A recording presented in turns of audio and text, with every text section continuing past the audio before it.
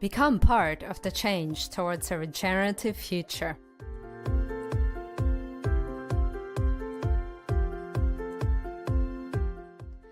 Our aim is to promote self-empowerment and educate our course participants about regeneration, so that people all over the world can redesign their communities.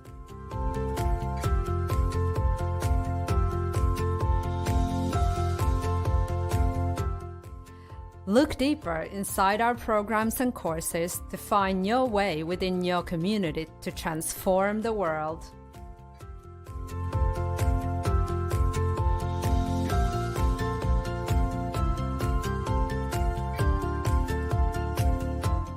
Sustainability is at the heart of all of our courses and projects.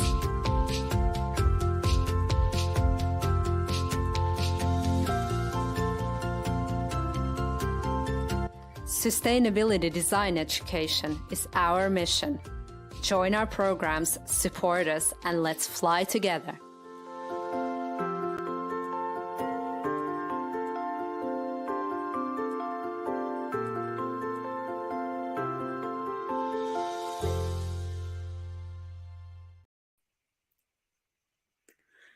Hello, everybody.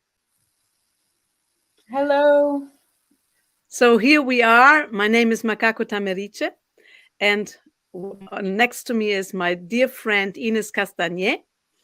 And actually, we have met in our Damanhur EDE last year, and because something that is really, really important is education in this moment of time, where we have to learn how to be resilient in a changing world that really does not allow to have much time to be able to adapt to the new situations. And one of the biggest problems in life always has been and still is living together. So this is why we called our webinar of today, how to learn how to live together happily. And just a few words about ourselves. So maybe you start, Ines. Why don't you start? Thank you, Macaco, for that introduction. So my name is Ines, and I am half French, half Dutch. We met, as Macaco said, in the EDE, and I was so inspired by the EDE that we did together in Damanhur that I thought, well, I also want to create an EDE. And also, as Macaco said, it's very life affirming. It's work that's very life affirming. So it's been an incredible journey and process to actually dive into not only the content, but bring a bunch of wonderful people together to be able to make these different kinds of EDE happen. So for today, we will dive a little bit deeper into the social dimension, and we talk about conflict management, personal transformation, and a little bit about different governance structures. Thank you, Ines. And just a few words about ourselves. So, as I said, my name is Macaco Tamerice. I am a long-term citizen of Damanhur. Almost 30 years I've been living here. And I have been involved with the Gen movement and with Gaia Education with Gaia Education almost since its beginning, and with the Gen almost also since its beginning in 95, something like this. So long time. And I'm also a sociologist and a life coach, but most of all, I really feel deeply connected to the community movement as such. And I feel deeply connected to the change-making movement that there is all around the world. So people who really want to make a difference in many, many different ways. So I used to be a jazz singer as well for many years. So I traveled so much, and I saw so many communities, because for almost 7 years I was the president of Gen Europe, and so I really got to know communities so well.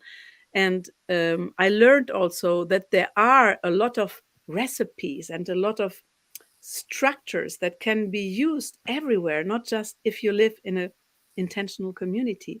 And this is what we're talking about, especially also linked to the EDE that Ines and Evan are organizing in Ibiza, because it will be an EDE that is also linked to urban environments.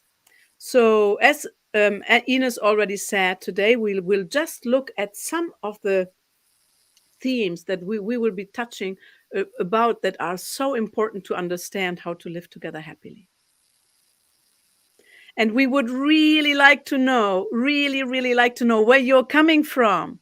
So please, oh, Mumbai, wow, that's amazing.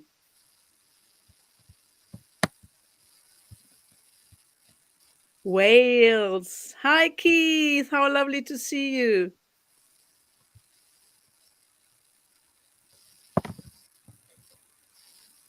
Actually, this is very far away from Parsipani. I don't know where this is, in New Jersey. That's interesting. And just to say that, Ines, from where are you talking?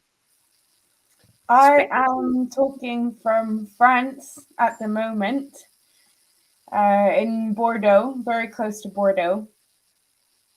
And I'm talking from... Oh, sorry. No, never mind. And I'm talking from Damanhur, Italy. So we are both in Europe at the moment. And Philippines, wow, amazing. Yeah, North Carolina. And Seattle. Oh, a lot of people from the States. That's really great.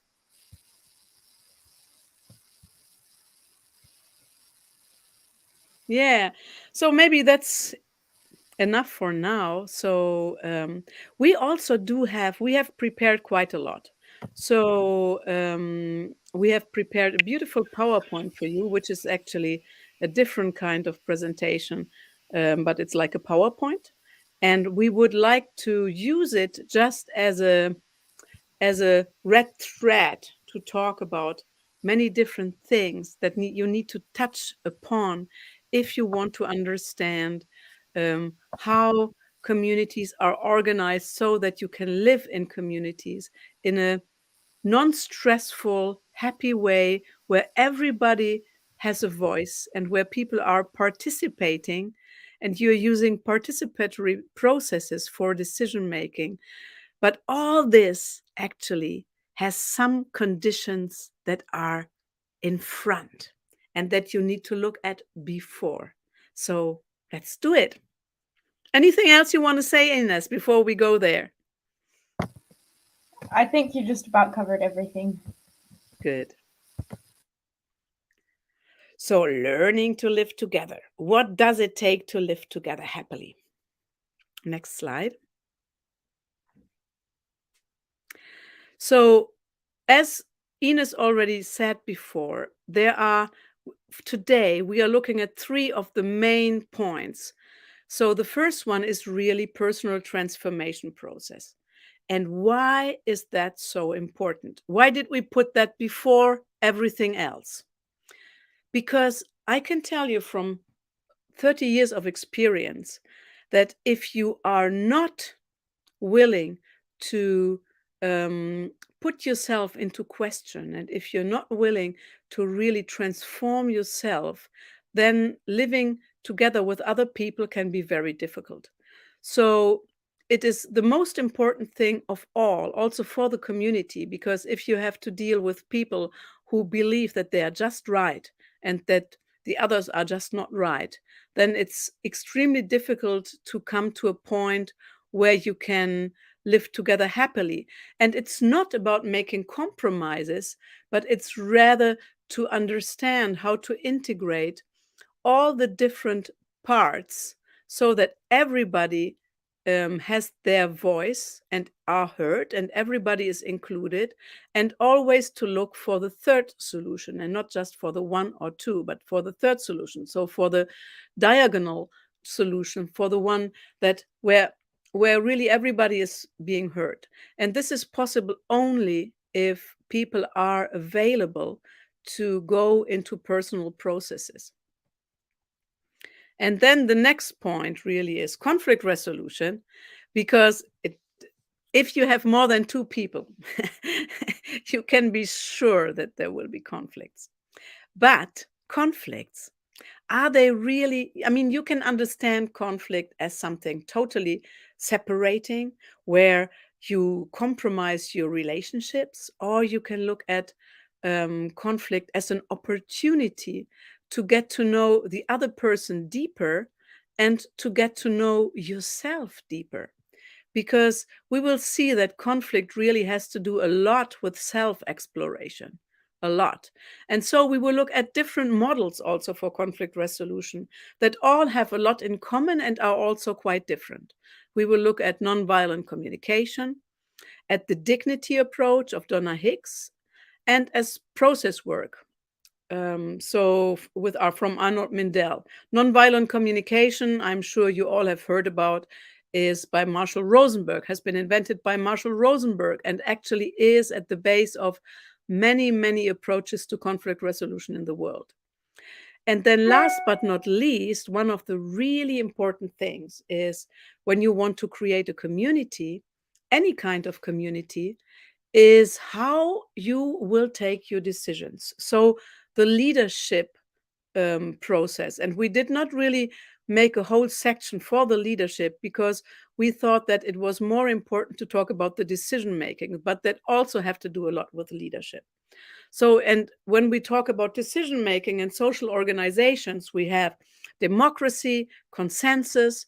We will just touch a little bit about holacracy, and we go a little bit deeper into sociocracy. So that's about our pathway of this webinar for today. Yeah, next slides, please. Yeah, personal transformation process. So why is it important to work on yourself, on your inner processes, if you want to live happily together? So why is that? So first of all, when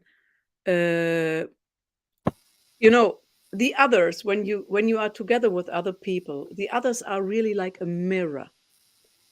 We are able to see ourselves like in a mirror. We see ourselves in front, maybe a little bit from the sides, but just a little bit. But we cannot see ourselves from the real sides and from behind. So that means that the others, actually, they see all of us all the time. So sometimes we believe that our words are what matters, but this is not true. We have seen there are a lot of researches that say that 57% of communication is nonverbal communication, so it's body language, and 36% is the voice, so really the voice. So if you talk like this, you will not have much possibility to be heard. And if you talk in a way that people can really hear you, you can have an impact on people.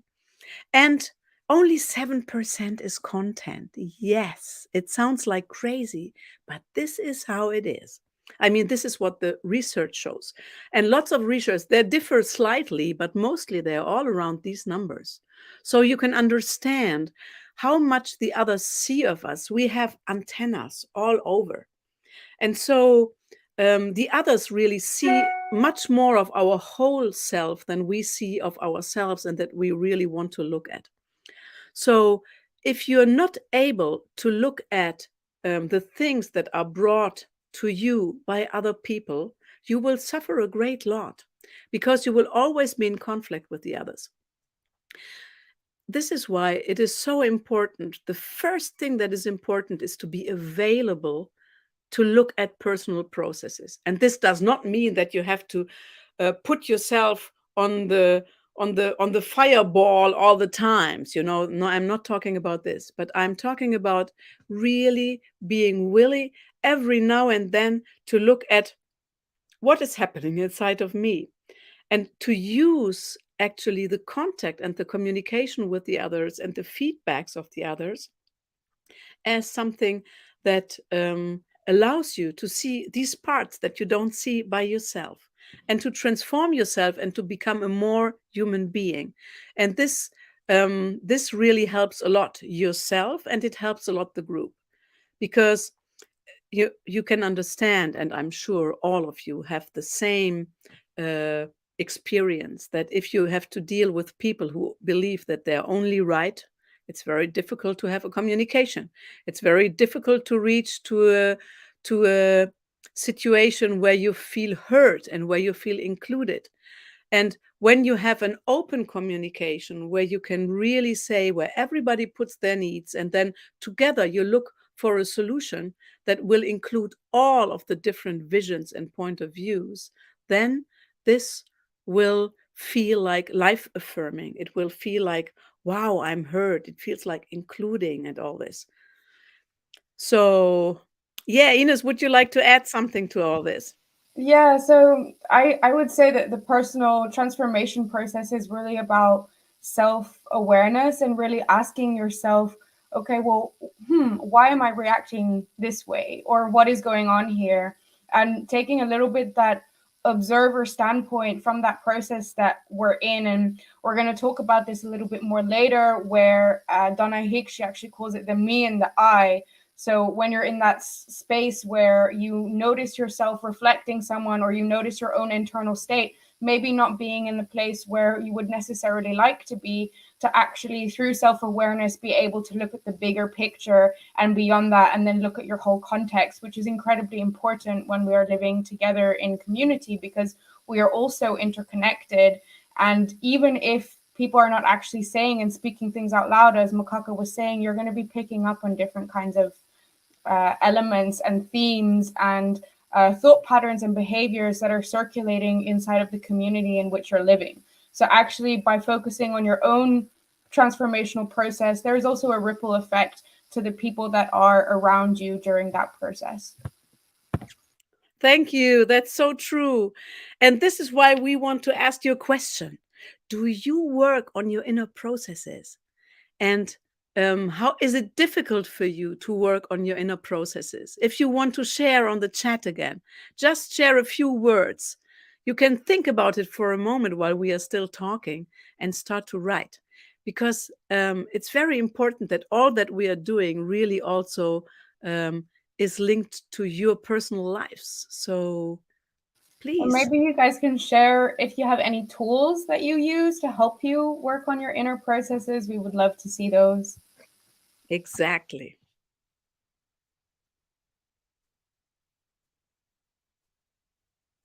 I know this comes very sudden, so you have to think about it very fast, but don't worry, just surprise.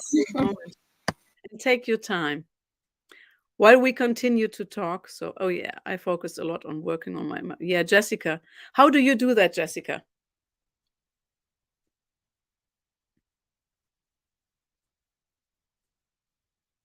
Yeah, sure. Coaching is really a great possibility to look at your inner processes. I do a lot of coaching, and I see that people can really, really move themselves and get, actually what it's about. It's to get awareness. It's to get awareness about who I am and where am I at and where do I come from and where do I want to go. So these are the questions that are really important. Awareness and writing. Yeah. Oh, yes, of course. I can understand that. Yeah, sure, Keith. That's a lot of work. Yes. Meditation, dance, and music are so important. Yes. Oh, yeah, we will talk about process work as well. I love process work. It's really a great tool to look at, also at conflict from a completely different point of view. CBT. What is CBT exactly?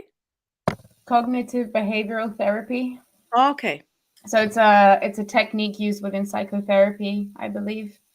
Yeah, wonderful. Yeah, exactly. So you're all people who are actually, yeah, good. And You're all people who are actually working. Several people have written down writing, journaling, mindfulness. I particularly find that actually drawing and writing, it can really help a lot, because it's a way to kind of see that reflection back at yourself through your own process, that it's not only stuck in your mind. And movement as well. It's incredible. It releases really great. Is it endorphins? I'm not sure what Yes, exactly. endorphins. Yeah. Yeah. Yeah, practice therapy, empathy.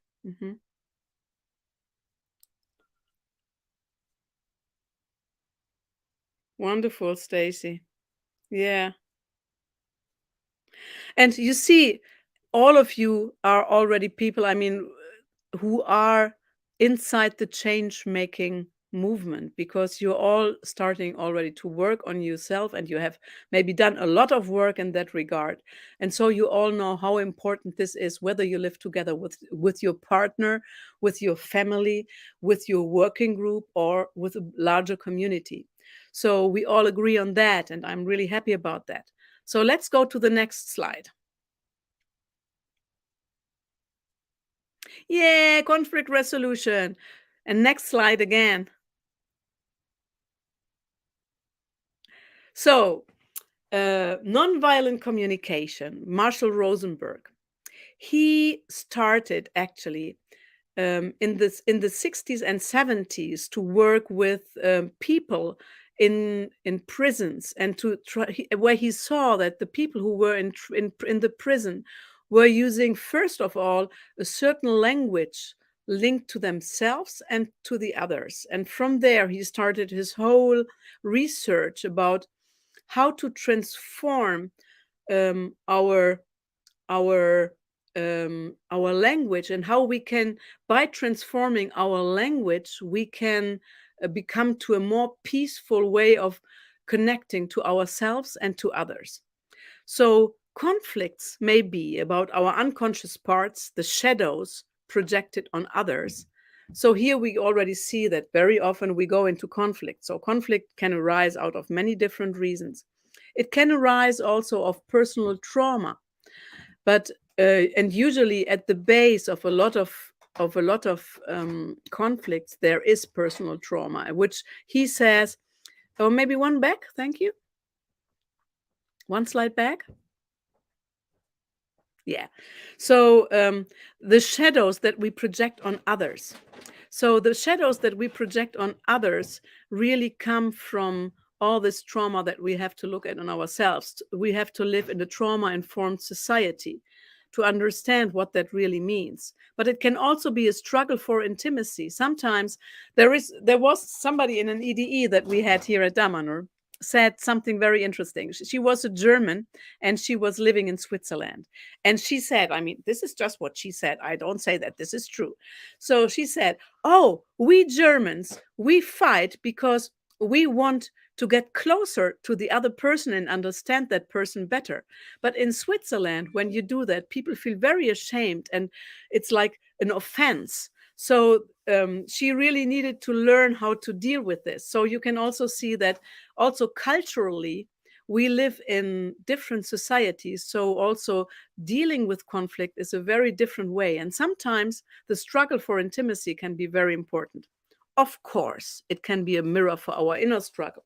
So all the different parts that we are composed of are something that really sometimes they are in struggle amongst themselves. We have these different parts, and sometimes we have parts that are in conflict within ourselves. So, and this of course expresses as soon as somebody from outside touches upon it.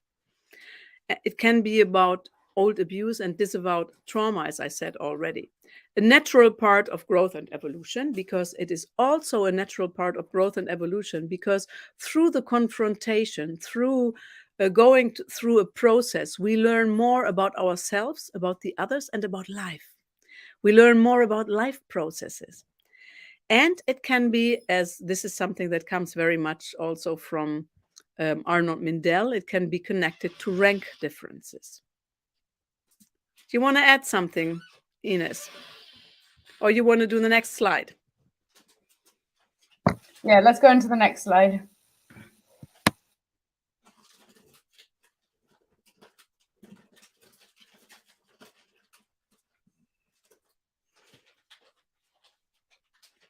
So we can create peace by connecting to life at 3 different levels.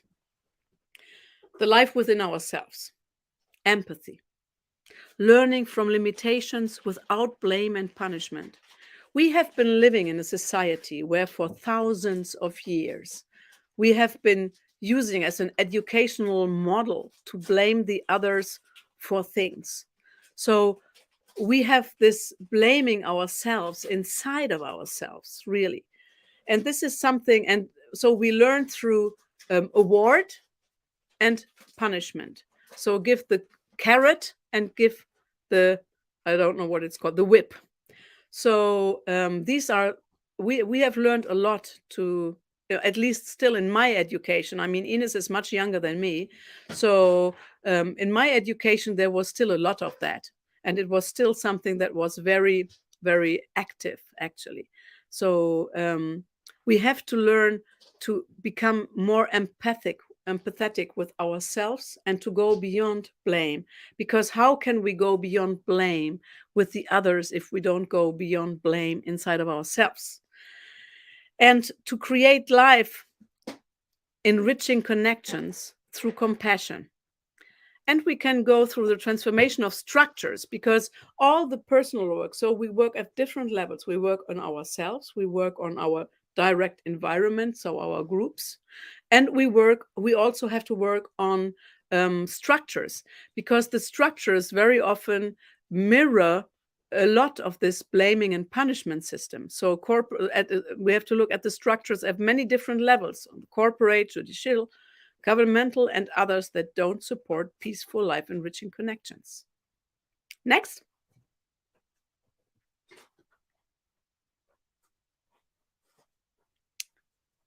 You want to do this one, Ines? Yeah, why not? So we are focused on two critical questions in nonviolent communication. So what is alive in us? So I feel that this question, it really prompts us to looking and keeping the placement and when we're communicating at the I level.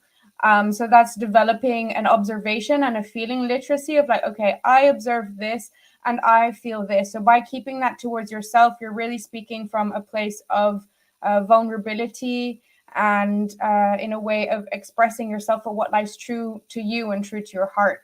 And it avoids this whole blaming and shaming game that we can all fall into every so often, right? It's natural and it's human, but this nonviolent communication basically just gives us a framework to be able to tackle that or use a language that may help us in those situations.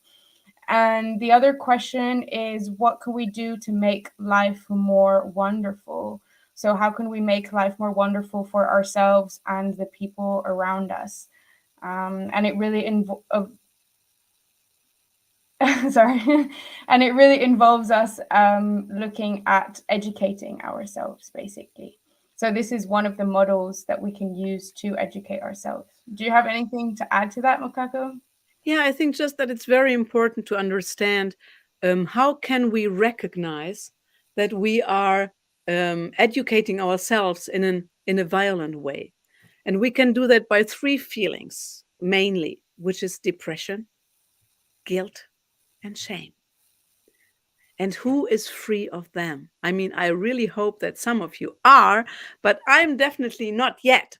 So I have become much better in my life, but still I'm struggling with all this. Maybe not so much with depression, but a lot with guilt and shame, because we have been really educated to this. And this shows us that we are living in a violent communication system within ourselves. Yeah. And we have to understand really how are and what are the what is the way that we can understand that we are communicating in a violent way. And this is where Marshall Rosenberg actually differs between the wolf language or the chacal language and the giraffe language.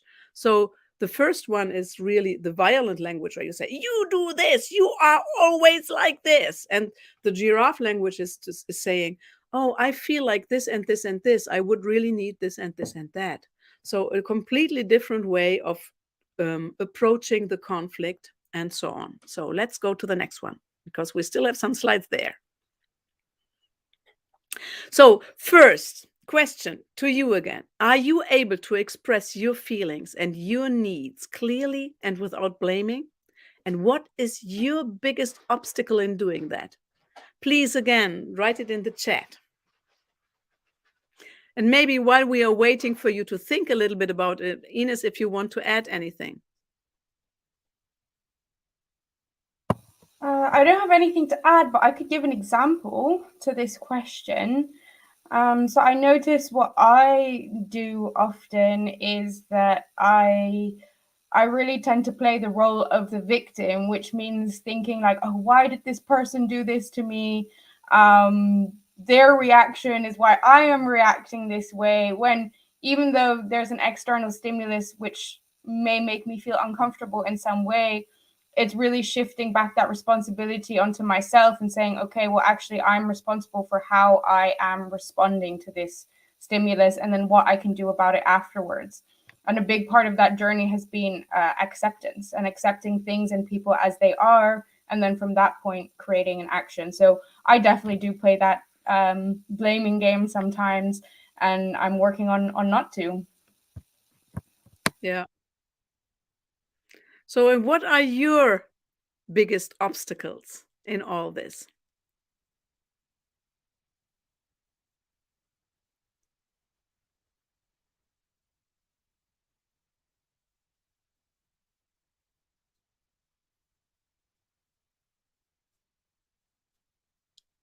Is that a difficult question?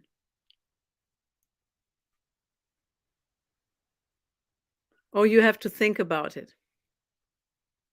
Oh, there we go. Yeah, Stacy, how do you deal with it?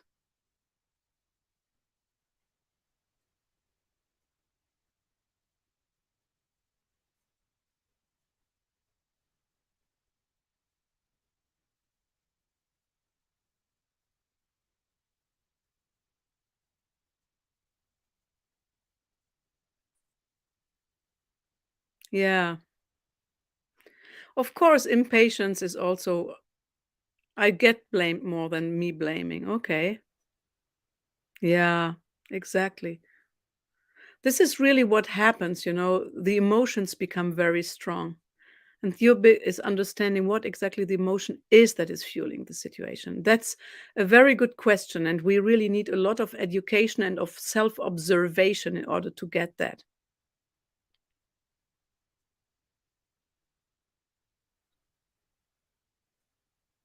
Yeah, Keith.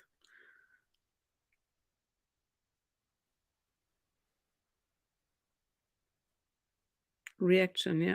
Mm-hmm. I understand.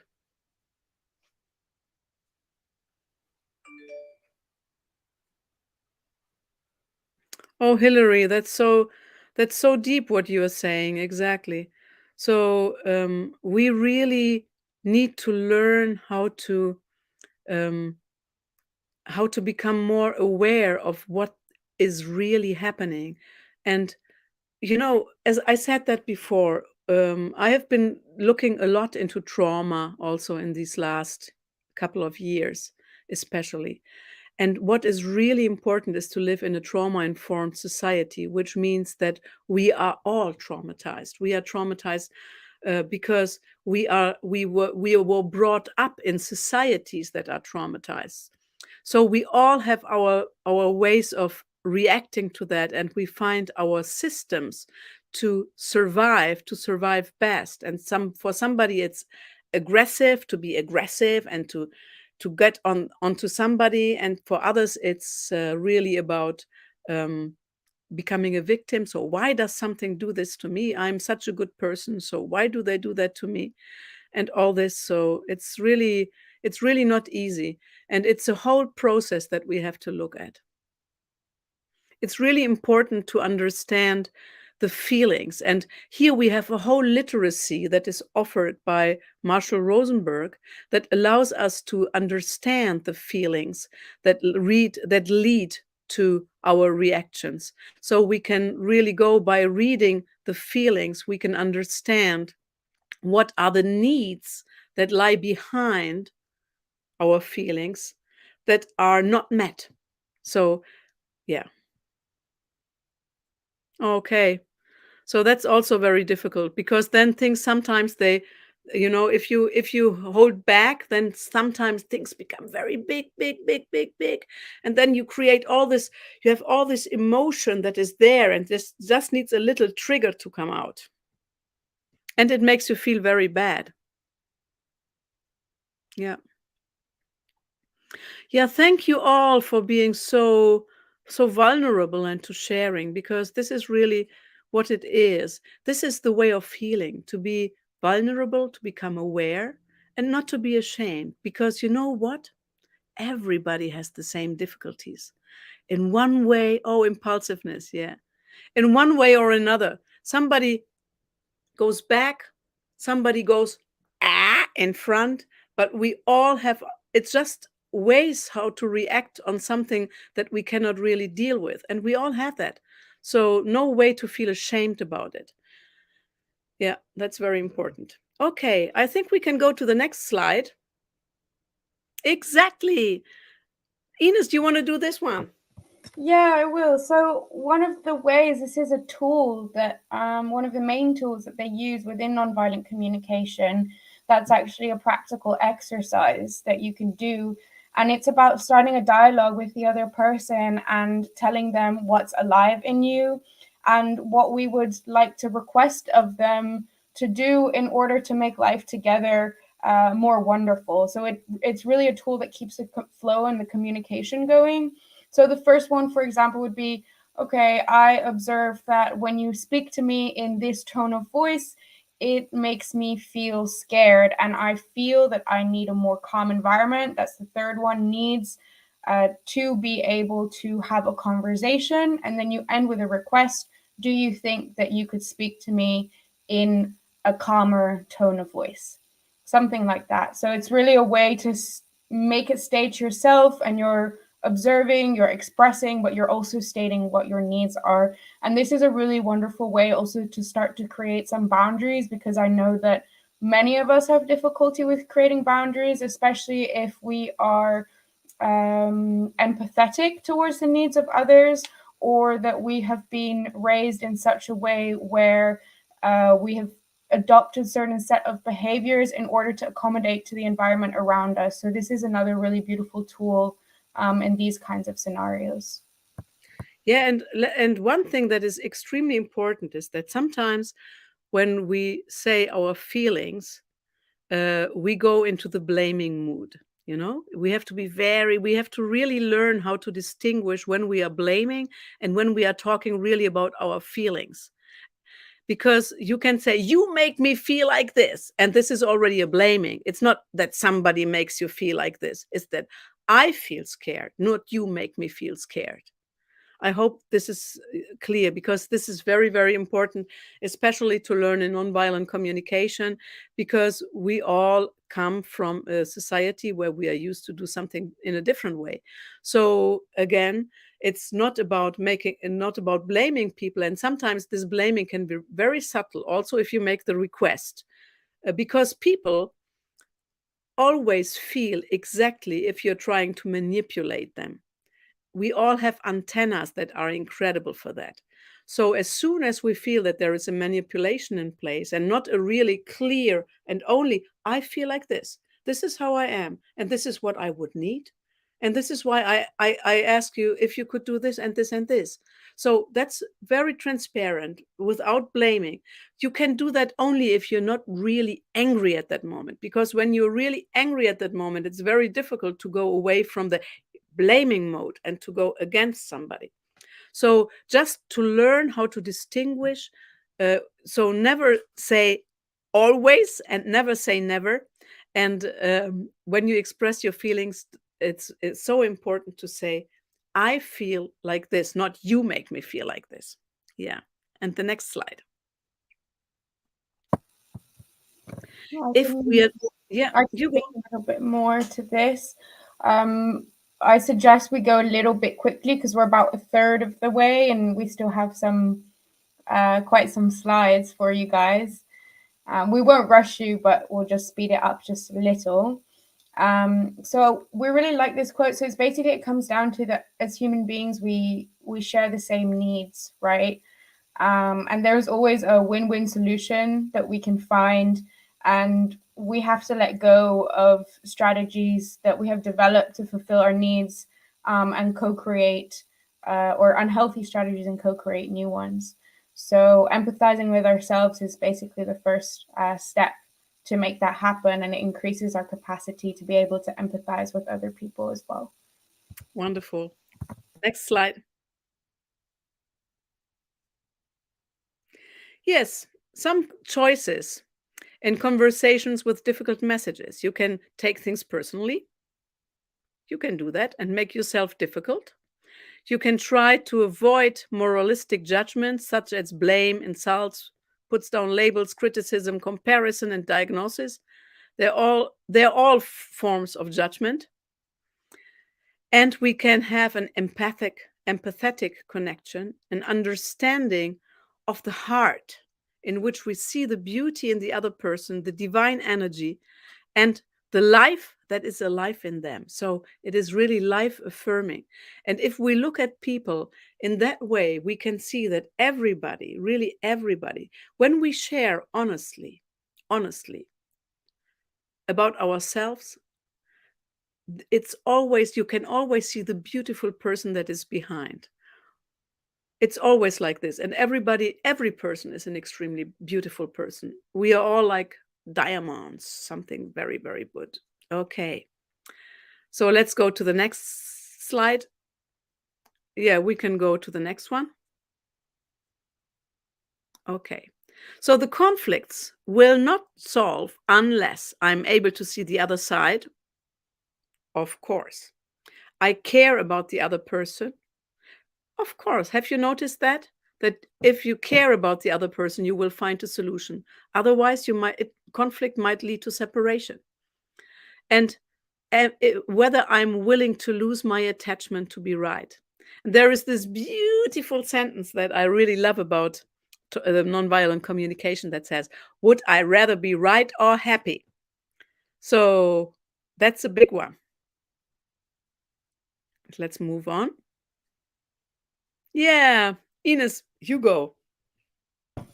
Yeah, this is one of my favorite models that I've been digging into recently. So this is Donna Hicks, and she talks about the dignity model. And next slide, please. So, I mean, she's done different kinds of mediations. Also with the Bishop of Desmond Tutu, there's a wonderful series that you can see from the BBC of her as well. She's taught at Harvard, Yale, Columbia. And basically what she did was that she starts the book, or she starts her framework with an evolutionary model. And by discovering that we all have mirror neurons, meaning that we're all hardwired to feel what other people feel. So on the one hand, that's great, because when we're feeling loads of positive emotions, we're likely to pick up on that and feel really great and feel really positive. But if we don't feel so great, then that is also something that is being mirrored and that we are triggering in each other. So basically, if we feel valued and recognized and we are content, then we feel connected, and it provides a space for safety and growth. But on the other hand, if we feel threatened and we feel that our worth and our value is really about our worth and our value is being threatened, we are flooded with shame, we are flooded with guilt, and these feelings can be something that are really painful, and then our self-preservation instincts kick in. So research shows that threats to our dignity, we take them, or our body still takes them as physical threats, even though they are not physical threats.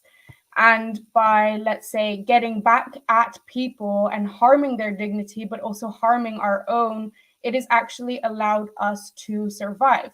So what we see here through this model is that vulnerability is really key. It prompts connection and it allows us to feel close to other people. But at the same time, there's a very real threat of the potential that when we are vulnerable, that we can be violated by others. So self-preservation is basically when we only care about eliminating the threat. So when we get into that fight or flight response, and all we want to do is either run away or stand up for ourselves. And we get angry, we feel humiliated. So these are really the primal reactions that are driving our behavior. And it leaves us in a state of alienation. It doesn't foster any intimacy, joy, or connection. So it leaves us in this survival mode. And basically, what we can do and what this model proposes is we need to learn about our dignity. And there's a framework. This is a framework that really helps us to see beyond. So, this is the model that I was talking about, the me and the I, beyond our initial reaction when we are in fight or flight. We make terrible decisions. And actually looking at the bigger picture and understanding, okay, we are in this situation. And basically, she goes into what are the 10 things that violate our dignity, but also what are the 10 things that help us keep our dignity and keep the dignity of other people. And maybe we go to the next slide. Exactly. So here is the me and the I that Ines just talked about. This is a very important concept, because the me really is like sometimes it's called the ego. It's the me that says, I have to preserve myself, I have to defend myself. And the me is in order to self-preserve its system of value, it is able to do whatever, and it's very clouded, while the I is this bigger part of ourselves, like the higher self, that is in constant engagement with the world and with life. And it's like the bird eye view, really, that where you can look from above, from where you can look from outside of yourself and look at the things. Sometimes when you get a little distance from yourself, you can see things in a very, very different way, and you can also see the other person's perspectives that is there, and not only your own. Next. Exactly. This is one of the most important foundations. So when we enter the world, we are completely dependent on our caretakers for everything. And this is why we will sacrifice our own authenticity in favor of the bonding. So we will, and if the caretakers will transmit a sense of safety, then we will get self-esteem. If our caretakers does not really care for our needs and does not really take care of our protection, then this will lead to self-doubt. This will lead to self-doubt and to the loss of our own value. Next. Yeah. You want to go, Ines?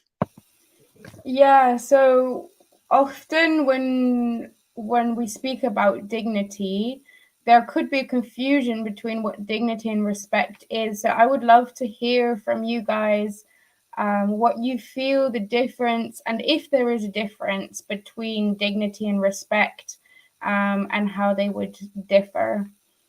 Just take 1 minute to think about it. Can be maybe a little challenging to be put on the spot like that, but you guys have been doing really great so far. Definitely.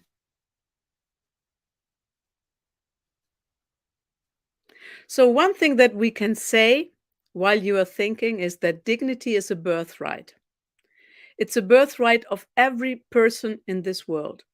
Everybody who was born into a human being, and also not only into a human being, but into a being, has the same dignity, and nobody can take that away.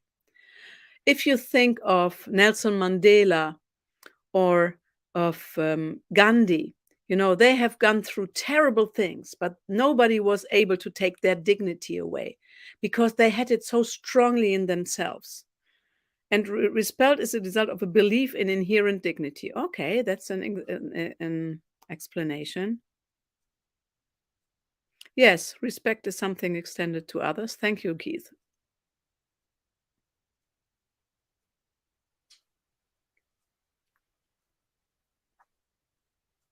Somebody else?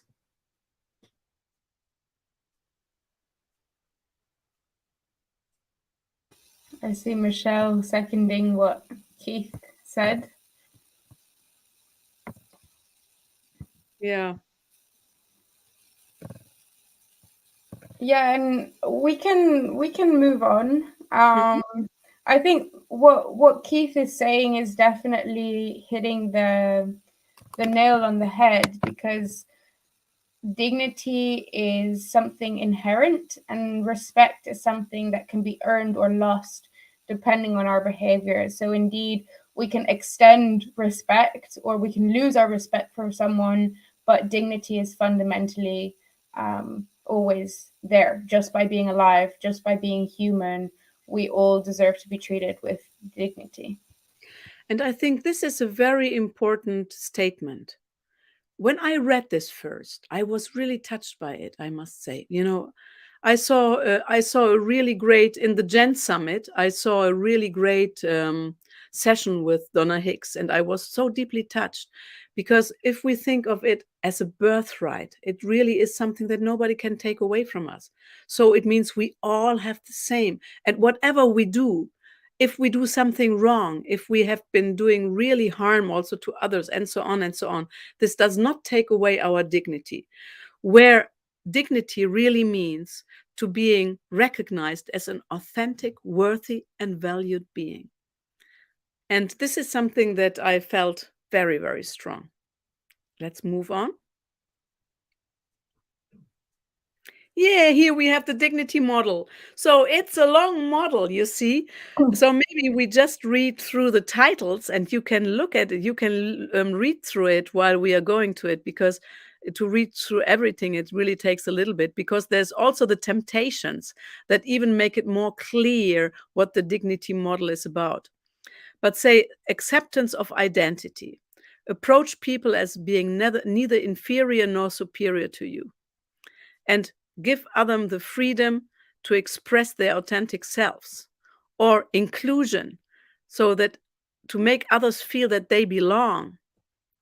Recognition, to validate others for their talents and not putting them down, but evaluate them for the hard work that they are doing, through the thoughtfulness, through the help, through all that they are contributing, life affirming.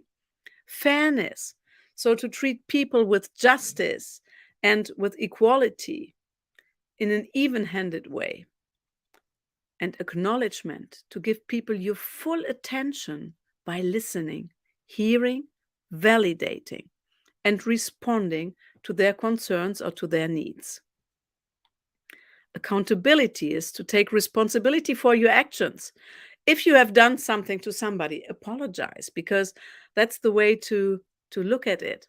Or safety, to put people at ease at two different levels, physically and psychologically, so that they don't have the feeling that they can be harmed. That's very, very important, both on a psychological and on a physical level.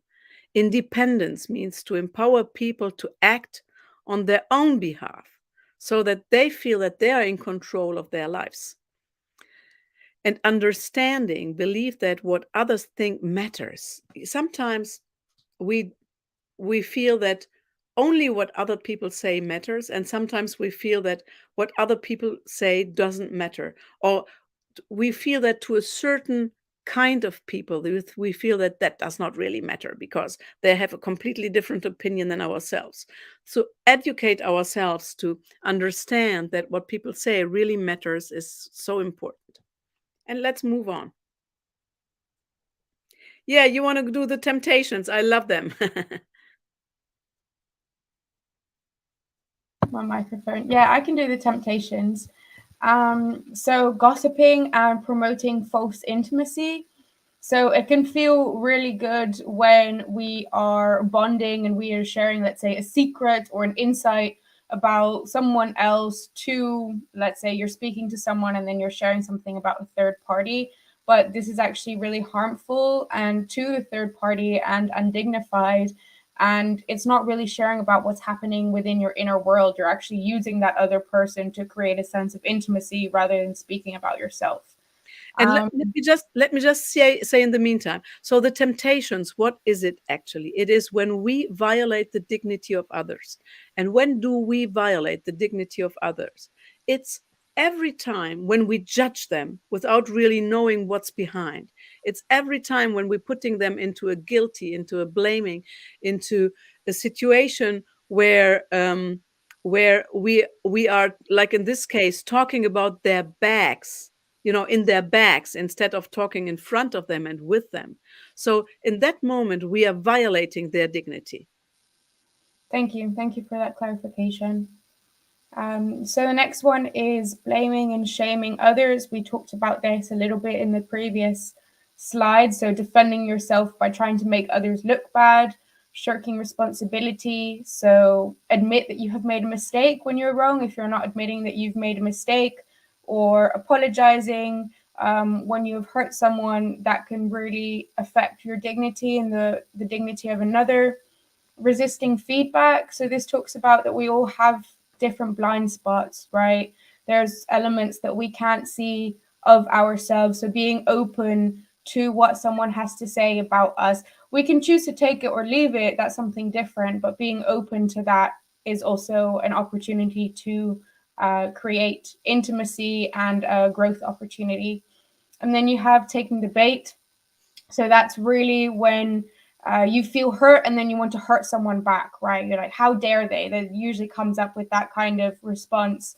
And don't do unto others what they have done unto you. Then this very old wisdom, it's so old, but so true. And we have saving face. So deceiving, lying, or covering up to avoid admitting that you have made a mistake. So tell the truth about what you have done. Often we also see this, when people tend to be vulnerable, we tend to be a lot more accepting and a lot more forgiving of that person than if they are trying to cover up what they have done. We see this in politics, for example, all of the time. And then you have assuming innocent victimhood. So this is a little bit what I was speaking to before. So opening yourself up to the idea that you might be contributing to the problem in some way, because we are in relationship. So it takes two to create a certain dynamic, and being able to look at ourselves from an outside perspective. Then we also have depending on false security. So the desire of external recognition, approval, and praise. So obviously that always feels good to have, but if we are solely relying on that to feel dignified, then it is an indication that there is some kind of lack of inherent inner worthiness that we feel within ourselves. And similarly to that is the false sense of security. So often we compromise our own inner authenticity at the cost of connection. So to stay and to feel connected to people, we feel that we cannot do that for whatever reason if we are ourselves. So this is a false security. It's masks, it's layers. A lot of societal conditioning happens at young ages within your family. So it has, our need for connection has outweighed the need to maintain our own dignity. And obviously we can only keep this up for so long, and it manifests in a whole bunch of illness, like we talked about before, like depression or anxiety, for example. Wonderful. Next slide. Yeah, one of my favorite. I mean, they're all my favorite. But Arnold Mindell is really Mindell. It's actually Mindell with an E. But yeah, okay. So Arnold Mindell is really very core to my heart, because he is for sure one of the most fiercest authors and people who are looking at conflict. He goes so far. He's not only the founder of the process-oriented psychology, he comes from a Jungian background, but he is the founder of deep democracy. And deep democracy, somebody already said that you are very, very much, that you know a lot about process work and that you have been working with that. So it's nothing new for you, but it's really, really important that every feeling and every voice that there is, even the phantom voices are being expressed. The ghost voices are being expressed. The ghost voices are those who are there lingering in the air, so that the let's say the opinion that there is somewhere lingering in the air comes through. And he is really, really very, very strong. So he wrote this book, which I really think that is also definitely worth reading, which is Sitting in the Fire, where he talks also a lot about his personal experiences. He brings lots of examples.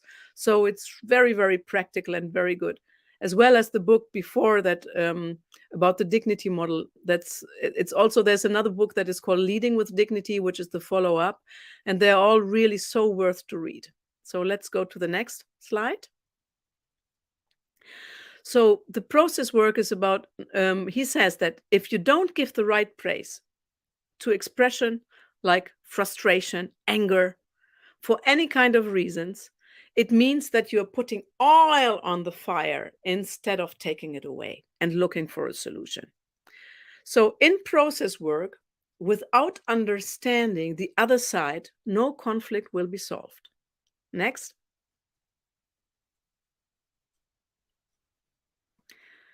So this is a very nice quote of him. The fire that burns in the social, psychological, and spiritual dimension of humanity can ruin the world. Or this fire can transform trouble into community. It's up to us. We can avoid contention, or we can fearlessly sit in the fire, because nobody likes conflict. Nobody. I mean, very few people like conflict. Intervene and prevent world's history most painful errors from being repeated. He goes so far that he says that there is no community without conflict, in the sense that you cannot create community if you don't pass through the phase of conflict. And to really look at it, to make it overt, to make it transparent, this very often is already the solution to the problem, especially when we're talking about societal problems. And he also goes so far that he says that you cannot look at any kind of conflict that there is without looking at the sociological context where it's happening in. So it is never that we are just on our own, but it's always also that we are embedded in our society and with its rules and with its ways to react to them. Next. Yeah. Oh, okay, that's something different. So maybe we can one back to Arnold Mindell. Okay, thank you. So Arnold Mindell really is the person who says, go into the conflict, make all the voices come out. Let's see what is there. So, and that makes us very uncomfortable. But while we are seeing them, and while we are even maybe skipping roles. So for him, it is one of the works that he is doing is that you always go and play different roles. So you also go into the opposite role and play that role. And very often when you do that, you get insights that you would have never believed in. So you cannot solve a conflict if you don't understand the other side. So this is something that comes both from Rosenberg and that comes from Arnold Mindell, and really to understand the other side. So we have heard now about this conflict resolution chapter. We have heard 3 different approaches that are all very valuable, and that if you look at them, you can see that there's a lot that is similar and a lot where people look from different angles, from different corners to the same thing. One thing for sure, if you want to live happily, you have to have some tools for conflict resolution in place. And as we saw before, to solve conflicts, we have to start with ourselves. So we have to look at how can we transform ourselves and how can we use all that is happening around us in order to work on ourselves. And with this integration, it makes it a lot easier if you live in a society that is trauma informed as well. So that means that a lot of conflict really stems from trauma, from things where my needs have not been met when I was a child. So there is a trauma there, and there is a feeling of non-guilt where I disconnected from myself. So if we live in a society where we take care of all these parts, we can live very, very beautifully together. and where we really feel like being connected, and where we really feel that we are part of something, and where we feel that we can rely on the others, because the authenticity that we are expressing and that the others are expressing leads to acceptance, to a deep acceptance. We can be different. We can have very different opinions, but they're all true, you know. So this is something that is very important for living happily together. And now we go into the next phase, because that's also very important, because once we have looked at ourselves and we have looked at the conflict resolution, so the bigger picture, so how to solve the things, one thing that we can do also is to understand how we organize. And organization can really help to being life affirming or non-life affirming. So let's look at different models. Next.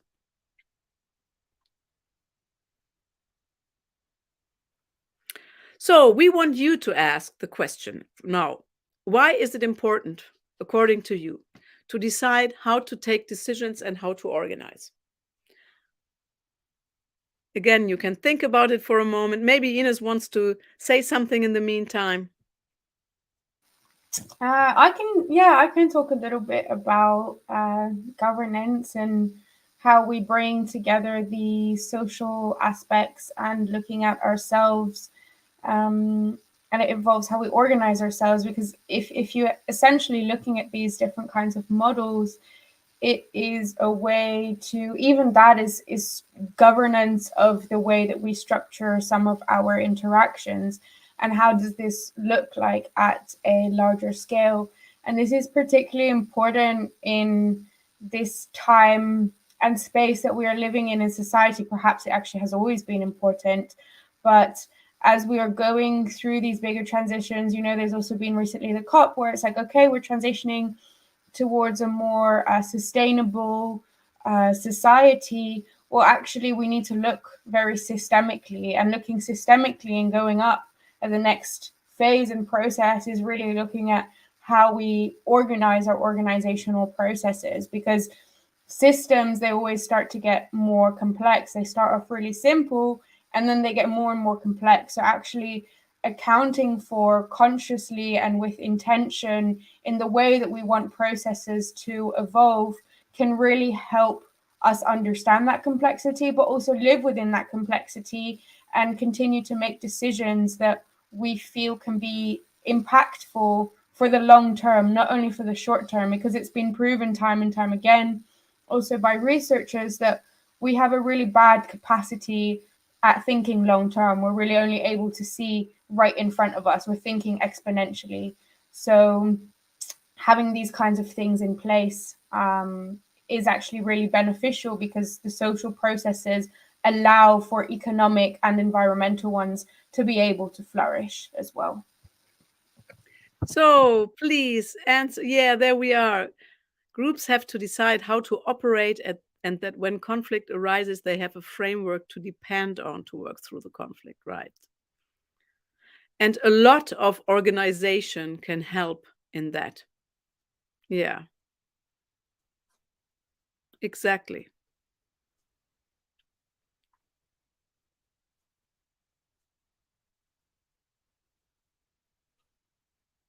Exactly. Thank you, Hillary.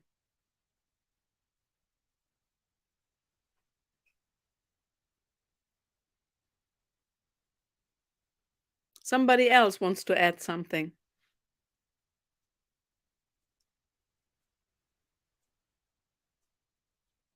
Well, okay, then we just go on. So next slide. Yeah, you can do this one, Ines. We had one more from Hillary.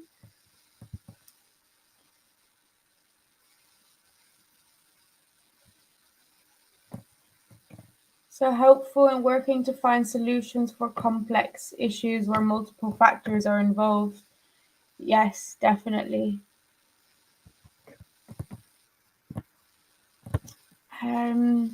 Okay, yeah, so governance. So at the moment, we are fundamentally in a system of democracy.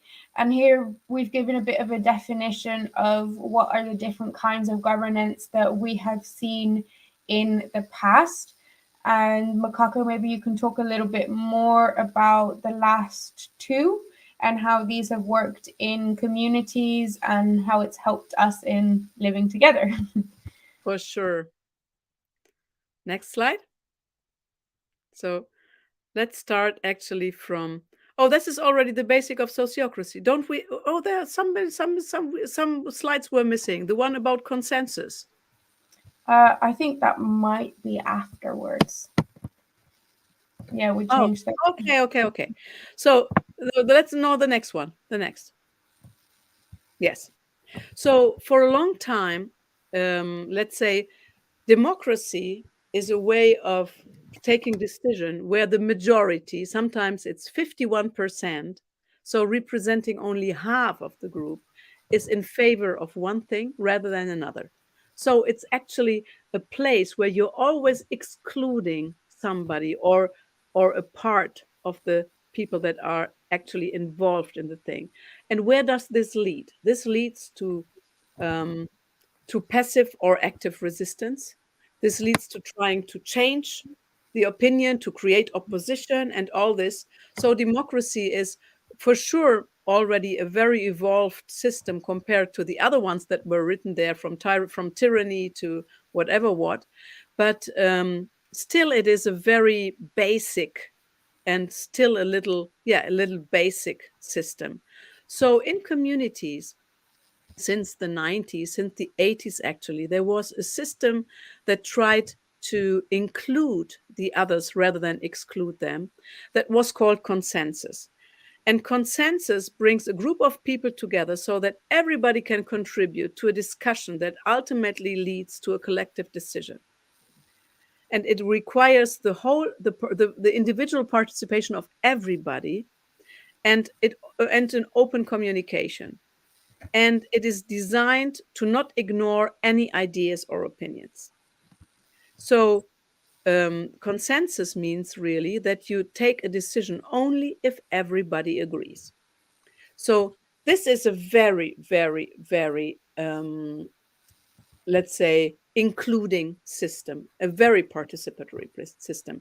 Not only that everybody participates in forming the opinion, but also afterwards in expressing the opinion. And if the opinion is not together, not all together, then you cannot move forward.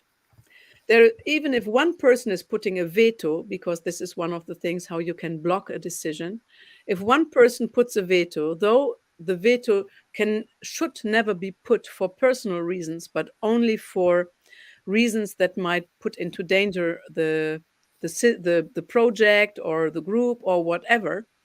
But still, very often the veto can be covered.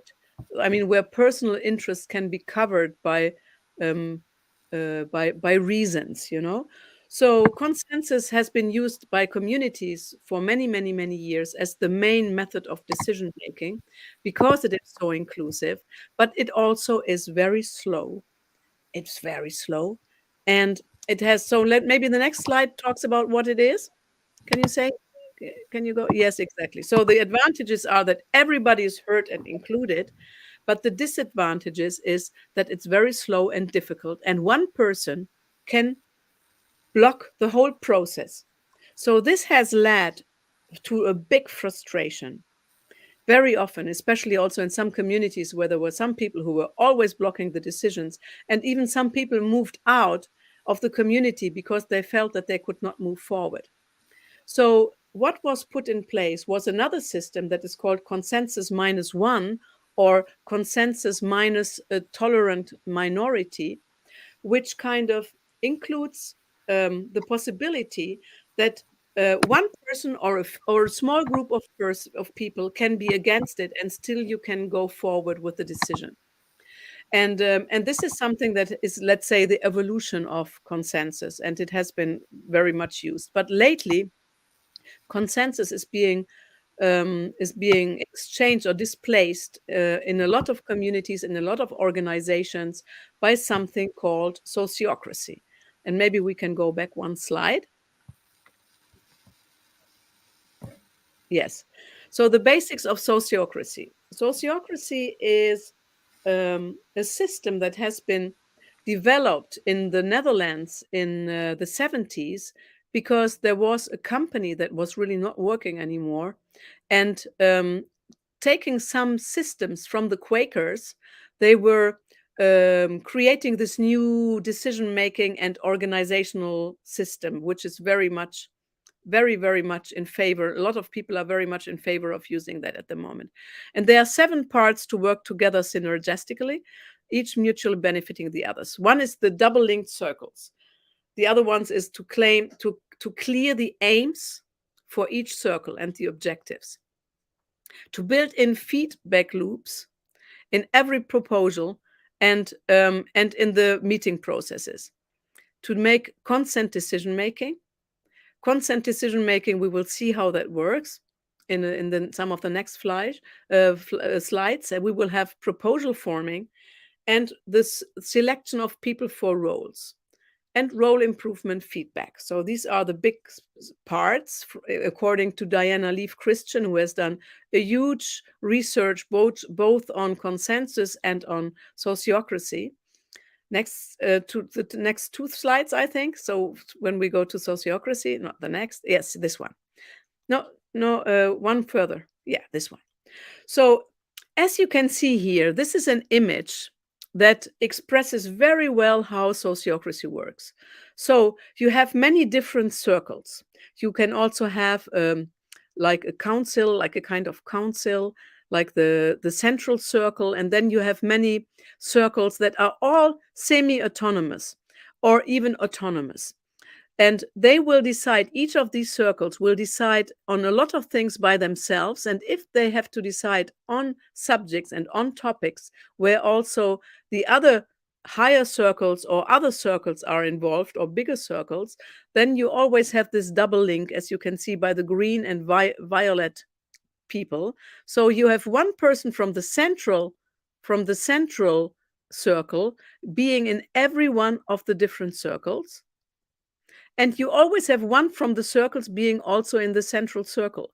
So you have this double link. So information always goes from 2 different viewpoints, and that's extremely important. Another thing that is really important is the feedback.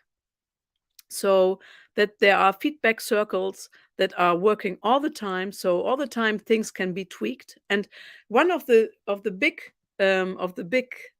statements of sociocracy is good enough for now, safe enough to try. And I must say, I'm in love with this one. Good enough for now and safe enough to try.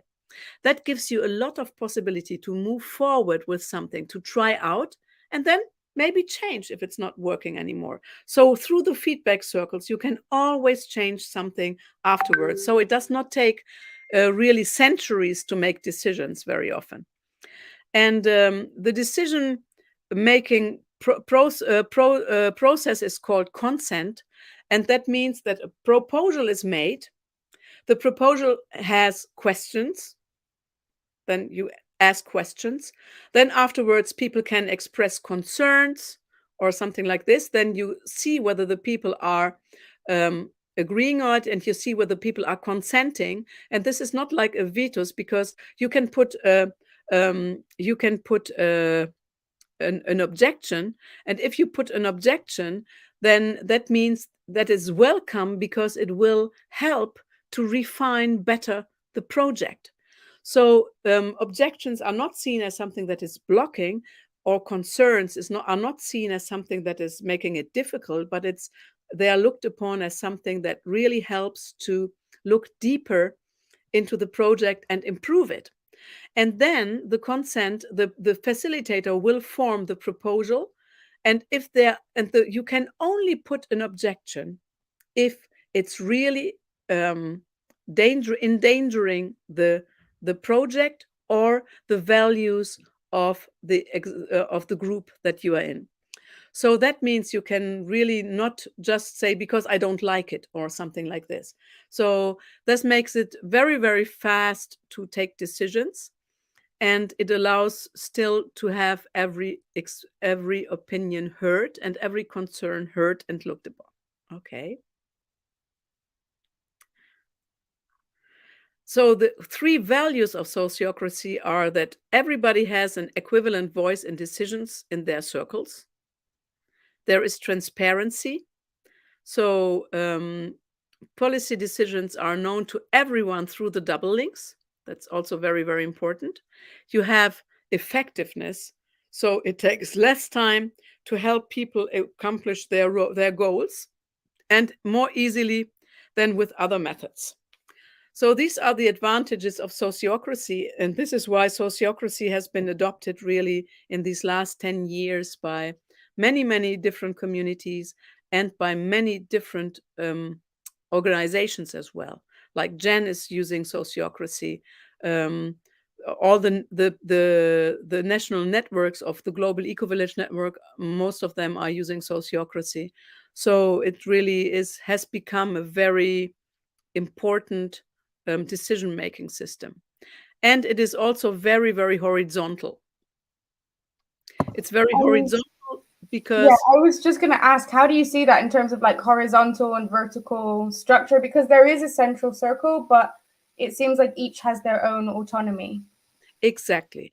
So the central circle really looks upon the bigger goals of the whole of the organization, and then the single circles, they are all linked to let's say, for example, a community. So you will have a central circle where you look at all the different things that are coming from the communities. So you will look at self-sufficiency, you will look at the social well-being, you will look at the schools, you will look at this, and you will look at that. And then every other circle, they are totally independent and have a double link, though, to the central circle. And there are some decisions that you have to hear the central circle. So there are some parts where the different circles can be totally independent, and there are those parts that touch upon the competency of the inner circle, of the central circle, where you have to where you have to connect to the central circle and talk about it. And this is why they are the double links. So it is not really like totally horizontal, because there are competencies and responsibilities, but it's not that there is a leadership that determines what is happening and all the others go after the leadership, you know? So it's really something where there is a lot of autonomy in the different circles, and the people who are responsible can be replaced very easily. And one thing that is also very important is that every circle has very clear goals and a role description, a very clear role description. And with that role description, they can take their decisions, you know? So, and then they know where they can take the decisions, or where it's better to go back to other circles. Wonderful. Yes. So we really, really, really hope that this has been just a glimpse into some of the systems that are in place, and some of the processes that you can have, some of the tools that you can look at, and to understand why it is so important to go in order to live happily together, to really go on many, many different levels, to start with the personal level, go to the conflict resolution we level, and go to the bigger we level, where you organize and you understand how you want to organize. And I want to say that none of the systems is perfect. And it's very important that when you use any kinds of methods or systems, that they really serve your scope and your projects, and not that they become an end in themselves, because this can sometimes happen when you are going with methods, you know. So it's very important to really adjust also all the different things that you are doing to what are your needs, and to use the best of the tools to really understand how to organize yourself.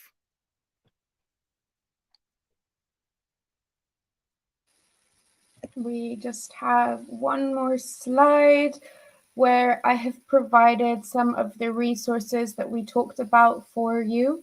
So if you want to go into that a little bit more in depth, you can.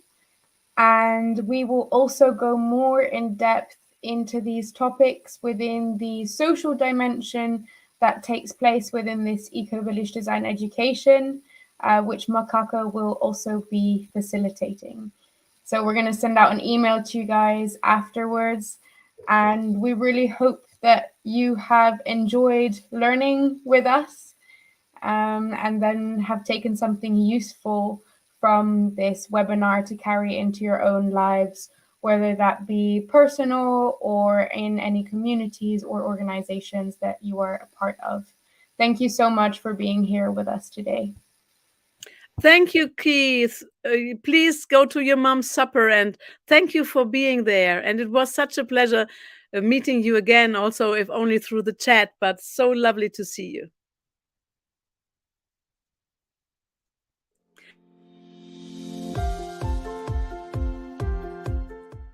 Become part of the change towards a regenerative future.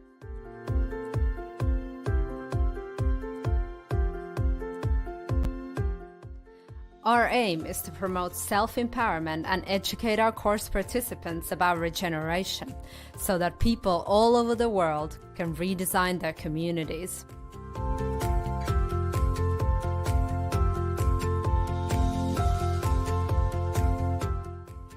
Look deeper inside our programs and courses to find your way within your community to transform the world.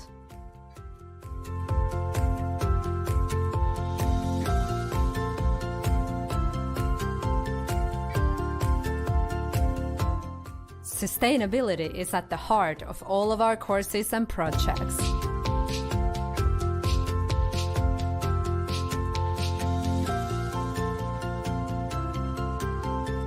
Sustainability design education is our mission.